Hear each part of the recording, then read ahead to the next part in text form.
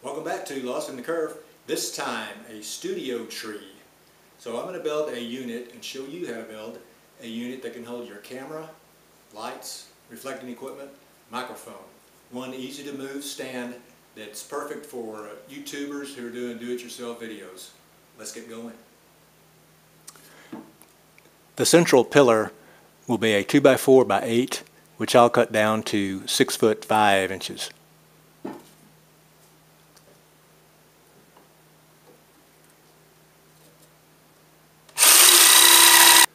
I'll dog ear the top to make it less likely for running into door jambs and such.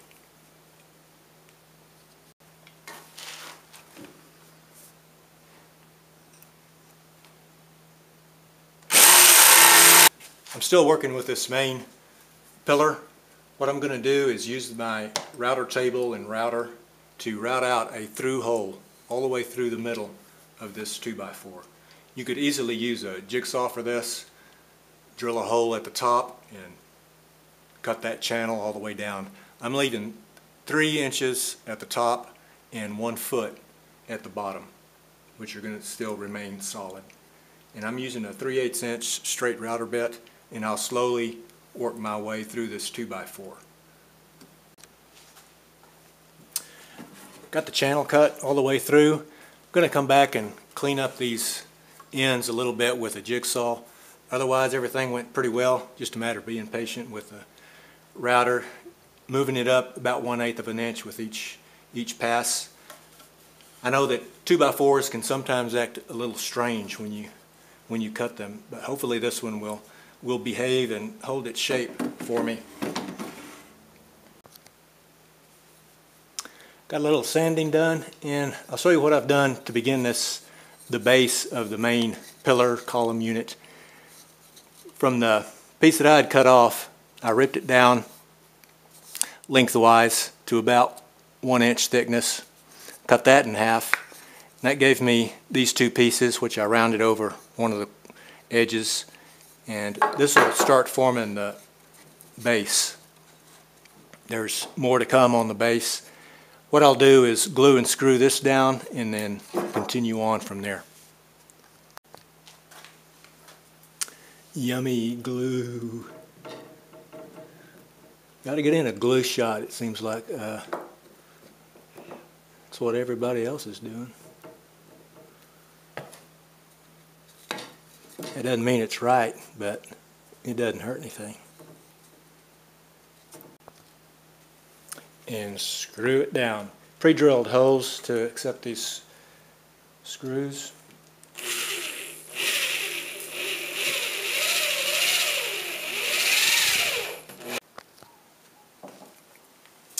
Okay, coming along with the base, I've got these bottom sections glued and screwed on. Next step is to get these feet on, and I've decided to continue using some 2x4 and set these on end at a length of 14 inches each. So I'll have them running counterclockwise all the way around, and this is just a mock-up, so no reason to be concerned. But that should give me plenty of stability, and if this thing ever did get too top heavy, I can always put a board across here, put down a bag of sand or a couple of cans of paint, and that would fix it. So next step, get a 2x4, cut some 14-inch lengths, and glue and screw these onto the base. To give me something to work off of, a stable platform, I've clamped the pillar onto, in this case, the table saw, but a workbench would work, of course, just as well, and leveled it up with a spirit level. Squared these legs as much as possible to this main pillar. I've got this joint glued and this joint glued. So now I'll come back and glue these to the main pillar and screw them in.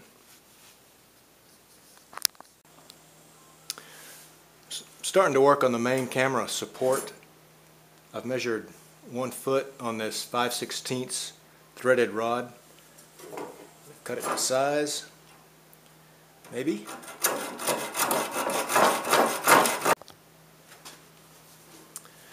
Got the threaded rod cut. Also found a cube that I drilled a 3/8 inch hole all the way through. And then on one side I drilled a 7/16 inch hole about the same depth, 7/16 inch depth. And this will all start to make sense here in a little bit.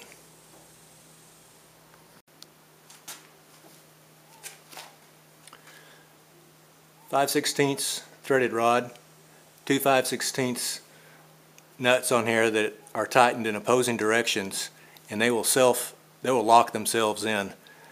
And then a washer, the cube, fender washer, wing nut, and the 7/16 hole accepts this 7/16 dowel rod, and this will accept the camera mount, which is now sitting on the tripod.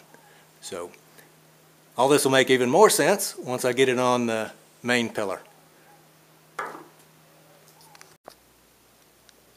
Got these legs glued and screwed in to the main pillar, and now I've nailed in two furniture gliders to these two legs. These come in a pack of 4. They're just nail in. It's about 1 inch long, the stem, and then the adjustable gliders come in a pack of 4 with a plastic nut. And what I've done is pre-drilled a hole. I've epoxied these in, and once that dries up I'll screw these adjustable ones in. And these will act in an opposing fashion to the nailed in, so hopefully that'll give me a good measure of steadiness and levelness. Well, I think I'm finished. Let me show you this. This is pretty close to the original concept I had. Pillar to hold a light, just a clamp on hardware store light. This camera mounting hardware. This is a handle, and 2 nuts locking each other in to keep that secure. Handle with 2 nuts locking it in.